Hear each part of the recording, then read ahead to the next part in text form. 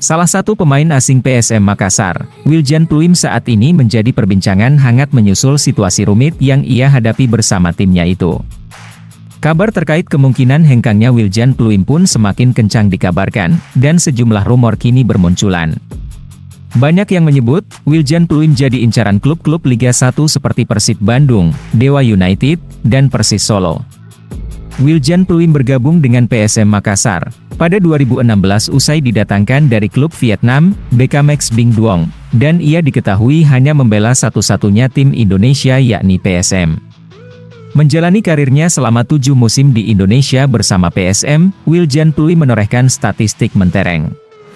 Ia melakoni 180 pertandingan dengan catatan 47 gol dan 51 assist. Pemain berusia 34 tahun itu, juga berhasil membawa pulang 2 gelar ke markas tim berjuluk Pasukan Ramang ini.